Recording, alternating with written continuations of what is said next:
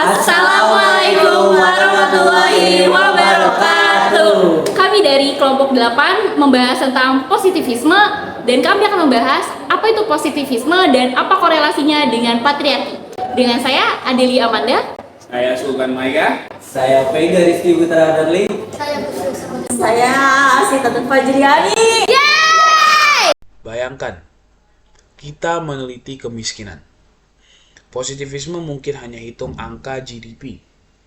Tapi, apa mereka dengar cerita orang miskin yang terpinggirkan? Nah, disinilah post-positivisme bilang, wait, reality is more complicated. Post-positivisme punya 5 prinsip. 1. Realitas itu ada, tapi kita cuma bisa pahami sebagian. Kayak nebak bentuk gajah dalam gelap. Ada yang pegang ekor, ada yang pegang belalai. 2. Penelitian gak bisa 100% objektif. Kita sebagai manusia dibentuk budaya, pengalaman, bahkan prasangka. 3. Penelitian fleksibel. Bisa kuantitatif atau kualitatif, bahkan gabungan dari keduanya, mixed method. 4. Ilmu pengetahuan itu dinamis. Teori bisa salah, dan harus terus diperbaiki. Contoh, dulu orang percaya bumi datar. Emang masih percaya sih, tapi bukan teori utama, ya kan? 5. Nilai dan konteks sosial itu penting. Misalnya, research tentang LGBT harus dengan suara mereka, bukan cuma dilihat dari agama atau hukum. Tentu saja post-positivisme nggak sempurna. Kritikannya adalah kalau kebenaran relatif, gimana capai kesepakatan? Tapi inilah kekuatannya. Karena post-positivisme ini mengakui kompleksitas manusia. Jadi kalau positivisme itu hitam putih, post-positivisme itu gradien. Post-positivisme juga menekankan pentingnya pluralisme metodologis dengan menerima pendekatan kualitatif seperti etnografi, hermeneutika, atau studi kasus sebagai metode yang sah dalam penelitian ilmiah. Terutama ketika berhadapan dengan fenomena sosial yang tidak direduksi menjadi angka statistika semata, sekaligus mengkritik dikotomi subjek-objek dalam penelitian positivis, dengan menyadari bahwa interaksi antar peneliti dan yang diteliti selalu mempengaruhi temuan penelitian. Dan sekarang, kita masuk ke studi kasus kita, yaitu budaya patriarki di Indonesia. Salah satu ternyata rupanya kenapa perempuan menolak untuk punya anak itu karena cara pandang patriarki masih kuat. Yaitu apa? Kalau udah urusan anak, semua menjadi tanggung jawab perempuan. Anak ini bagus atau tidak, urusan perempuan. Itu yang membuat perempuan merasa terpojok gitu ya. Perempuan itu cuma urusannya kasur, sumur, dan dapur. Padahal Nabi Muhammad juga di sumur dalam artian mencuci pakaiannya sendiri, bekas minumannya sendiri, makanannya sendiri.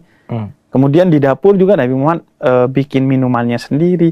Yang itu sekarang aja masih belum diterima secara penuh oleh sebagian orang, termasuk juga umatnya Nabi Muhammad. kurang paham. Kenapa nggak diterima? Kan itu langsung dari Muhammad. Iya, karena itu kan tradisi patriarki yang udah mengakar, yang kemudian kadang orang masih ada ego, sehingga pilih-pilih ajaran tuh. Oh, kalau yang dia suka ajarannya dia ambil.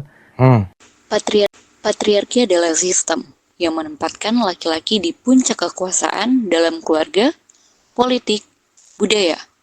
Sedangkan perempuan seringkali dibungkam oleh tradisi, dibatasi oleh norma, dan diabaikan oleh sejarah.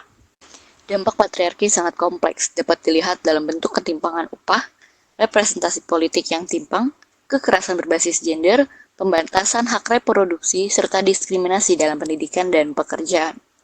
Lebih dari sekedar ketimpangan individu, patriarki merupakan struktur sistematik yang mempengaruhi akses, kesempatan, dan partisipasi sosial berdasarkan gender. Upaya dekonstruksi patriarki tidak hanya menuntut reformasi kebijakan dan hukum, tapi juga perubahan kesadaran kolektif tentang relasi gender.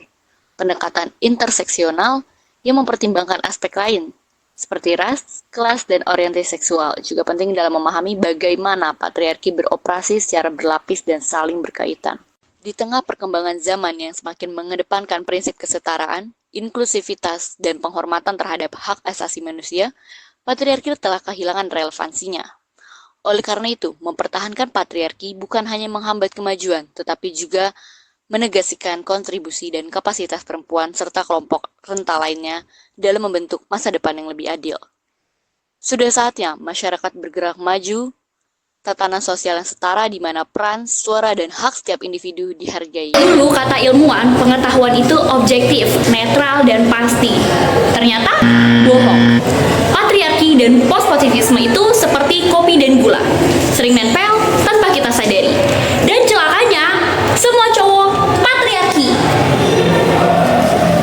Setuju tentang statement bahwa tempatnya wanita bagi kasur, sumur, dan dapur. Gue juga setuju perempuan yang mengejar mimpinya atau pendidikan setinggi mungkin. Positivisme percaya ilmu itu harus objektif, terukur, dan bebas nilai. Tapi pospositivisme bilang, hold on, pengetahuan gak sesimpel itu. Positivisme mengajak kita kritis, siapa yang produksi pengetahuan, untuk siapa, dan siapa yang diuntungkan. Positivisme itu bisa benar. Patriarki adalah tumor yang harus dibedah. Patriarki di Indonesia ini merujuk pada sistem sosial dan budaya yang menempatkan laki-laki sebagai pemegang kekuasaan utama dalam aspek keluarga, politik, ekonomi, dan agama, sedangkan perempuan lebih cenderung dalam posisi yang lebih rendah. Contoh patriarki di Indonesia, yang pertama ada keluarga. Jadi ada sepasang suami istri yang dimana suaminya itu melarang istrinya kerja. Semakin kuat norma patriarki, semakin rendah partisipasi kerja perempuan. Selanjutnya ada pendidikan. Di beberapa daerah seperti pedesaan atau kota itu pendidikan masih lebih tinggi untuk laki-laki dibandingkan perempuan. Selanjutnya pekerjaan. Perempuan masih sering didiskriminasi di tempat kerja dan kesempatan kerja itu masih didominasi oleh laki-laki dibandingkan dengan perempuan. Sekian video dari kelompok 8. Terima kasih. Wassalamualaikum warahmatullahi wabarakatuh.